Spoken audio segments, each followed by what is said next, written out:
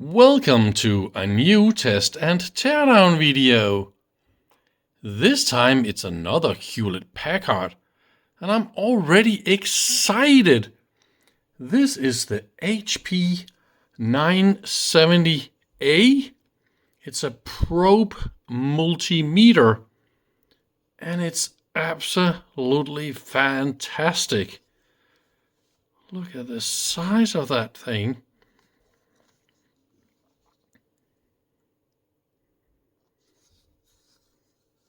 It was released in 1973, and I found an article from CQ in 1973.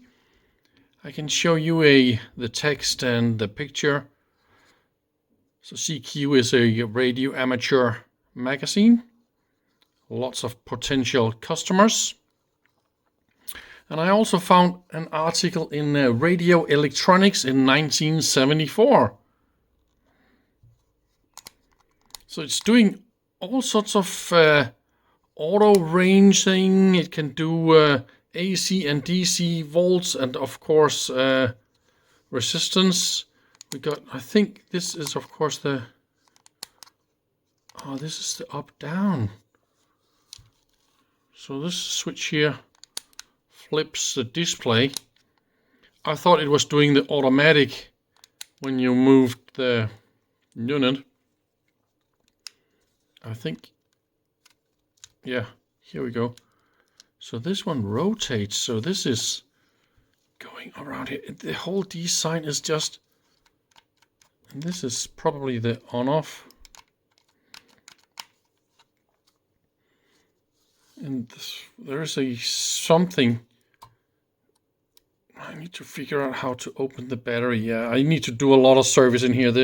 This is the ground lead, and it's, of course, really badly. Yeah, it's falling apart. If I just touch it here, it's gonna fall apart. There's nothing left of it.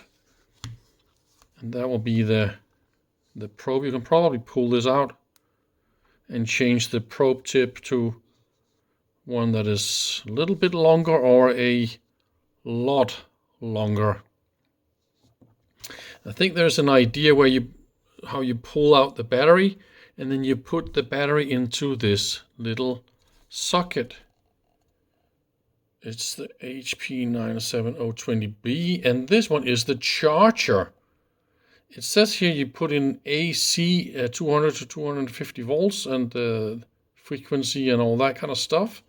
And you need to have some sort of a special cable that plugs in here, and the other end plugs into your wall outlet, obviously. And down here, those contacts, they mate with your battery, and then it's charged. I try to, well, the weight is, there isn't any transformer in this. There'll be some resistors, capacitors, and diodes and stuff like that. So it's charging the battery directly off mains. Isn't that fantastic? So the battery is, of course, completely isolated. And you can't stick your fingers all the way down there. I mean, it would be really hard to do. The distance down there is made, so you see. I could probably do it if I really wanted to. It's probably explained in the manual. You should not try and stick your fingers down there. It's obviously not isolated from mains. Yeah, well, I will try and see if I can figure out how to open this first of all. I can feel there's a very heavy battery in this one, and it contains of some really cool thin film substrates, and everything is completely custom. You can imagine in 1973, this is just amazing. It's a little slow start with this thing. The first thing I did was to Google a little bit more around. I found a little bit on HP Memory Project. It's a really good site, and they got a lot of information about this unit, so it's a much recommended place.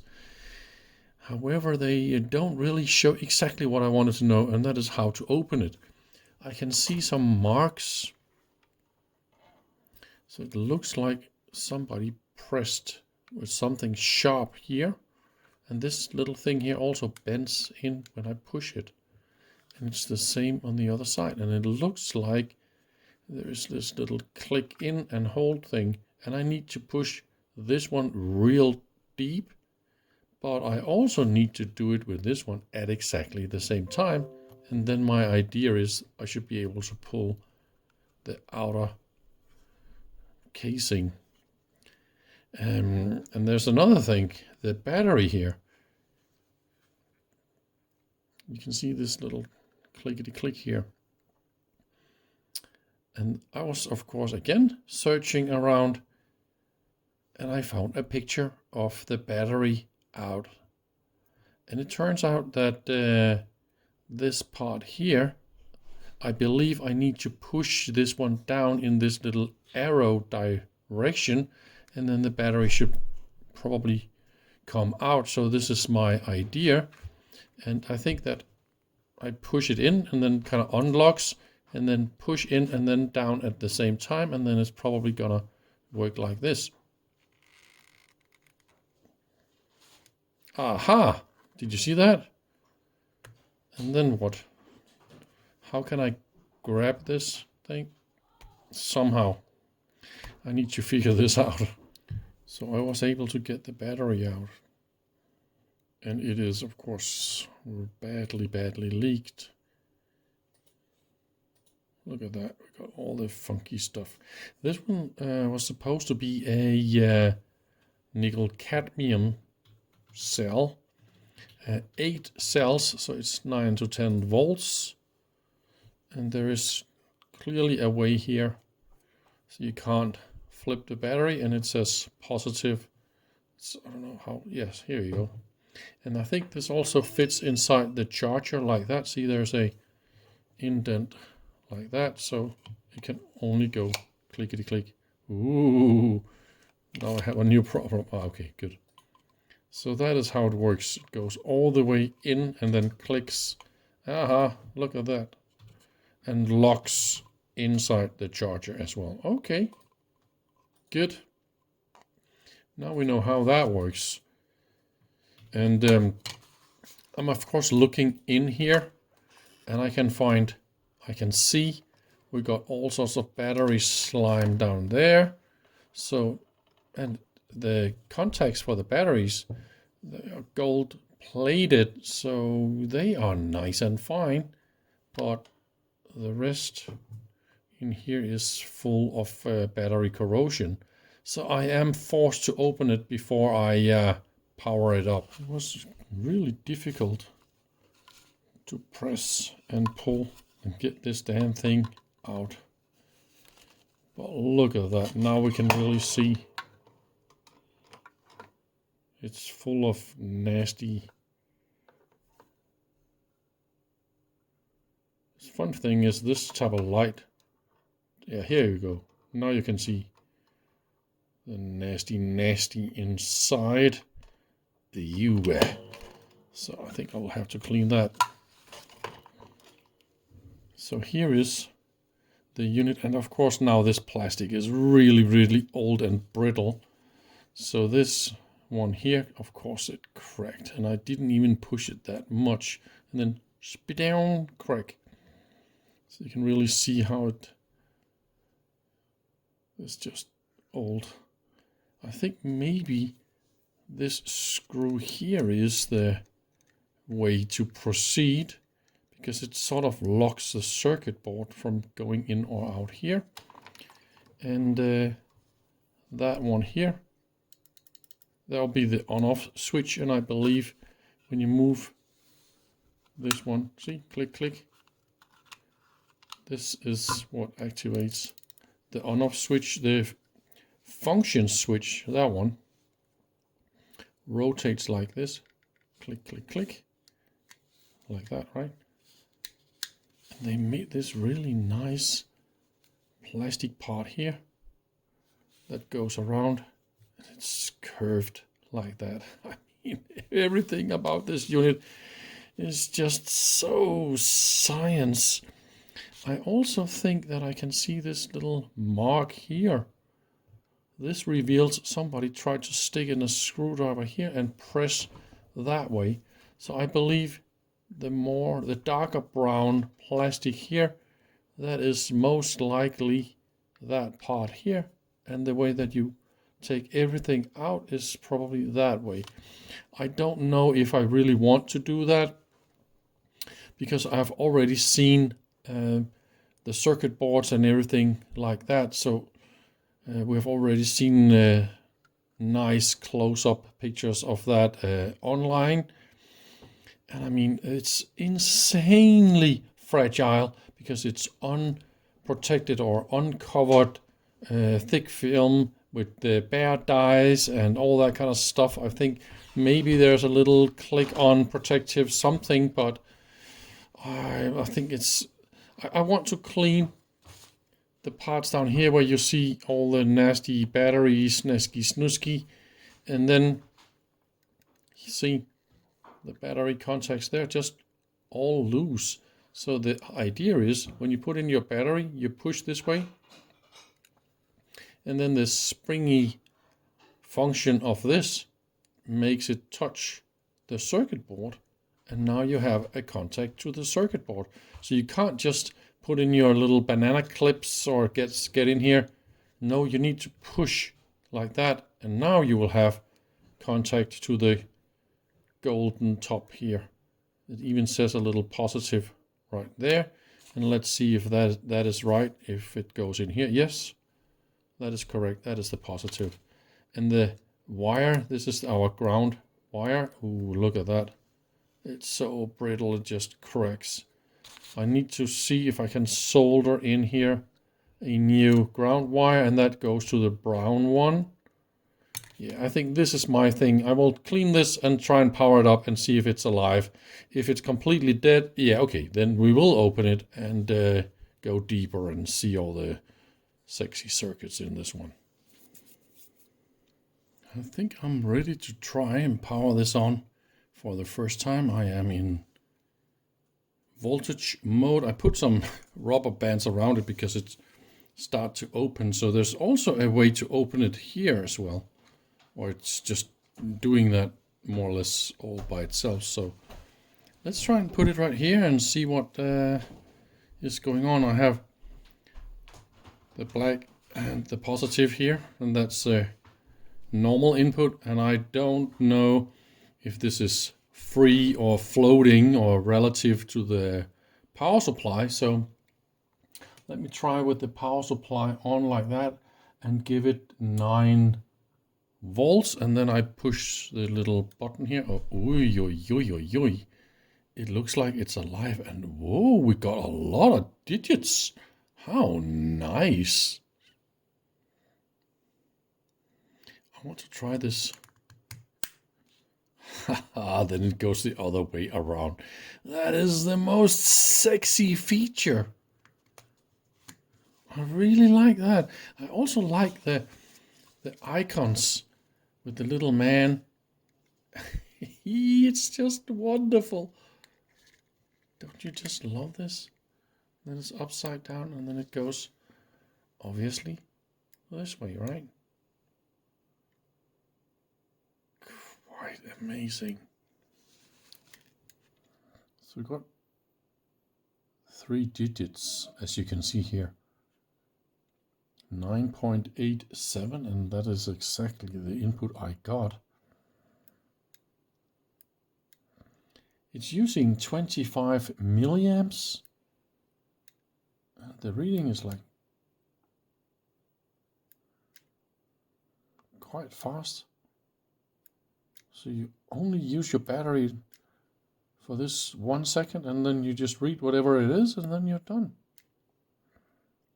Amazing. I mean, I totally love it. I'm super happy it works. That means we can carry on with the fix everything here and see if we can change the wire and all that kind of stuff.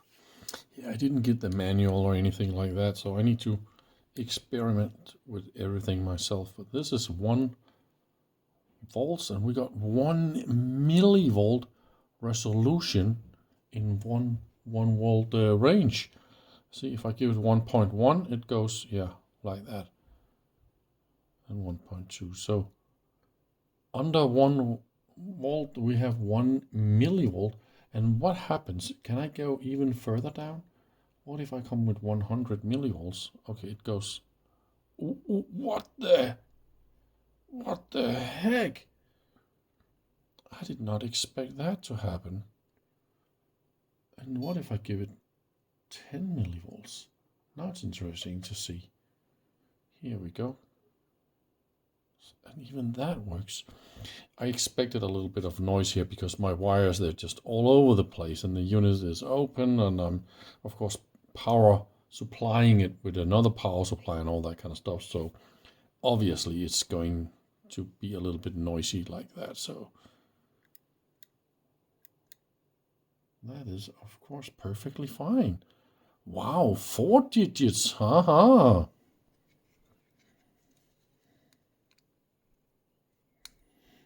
Let's try and see if we can open this a little bit more without cracking it. Yeah, I am a little bit skeptical because look at that. It looks like this front piece here is also some sort of a lock.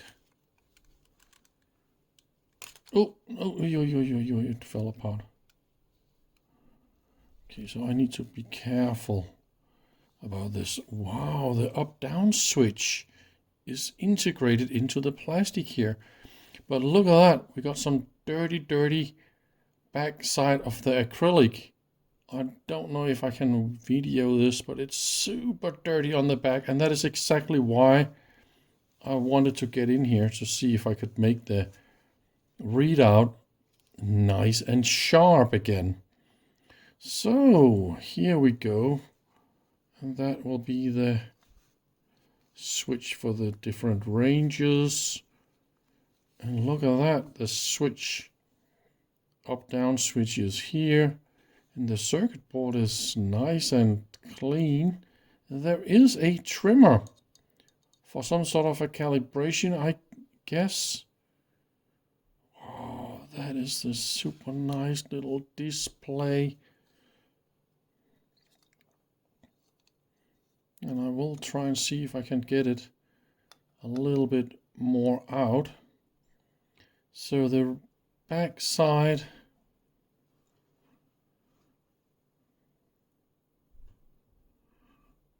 so the module is fully encapsulated. So we can't really get into this thick film circuit, but I already showed you what it consists of, and it's fully potted. See, there's a little filling hole right there, and they just splatter it all out, and that is the shield for that. And wow, absolutely amazing. By the way, there's another little thing I wanted to show you.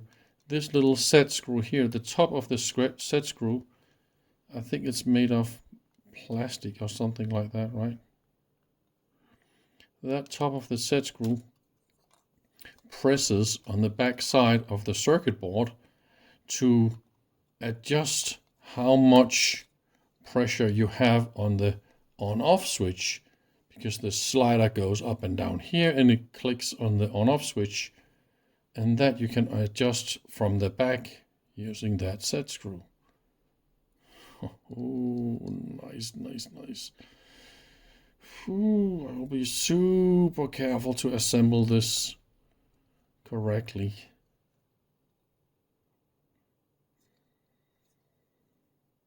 So after all that cleanup and reassembly, let's try and see what happened to the readout. Can you see it's nice and sharp? I think it is quite a lot better, isn't it? Yeah, the digits are really nice and sharp now.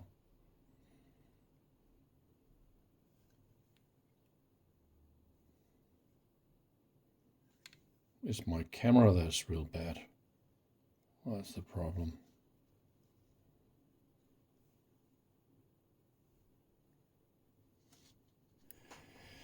There was actually one last thing I really wanted to show you guys. So that will be lithium cells. You can buy these cells in, this is a AA size cells. And if you buy these on all the classic China sites, they're going to tell you a lot of funky milliamp hours, but it's all lies and bollocks. If you really measure them, you'll see this is 375 milliamp hours instead of 1500. They're just pulling your legs. That's how it is. But anyway, that will be 3.6 volts nominal and 4.1 fully charged. So I had the idea maybe this thing can run on something a little less than the normal voltage, which is 8 cells lithium, nickel cadmium cells. So that will be 9.6 volts normal voltage, right?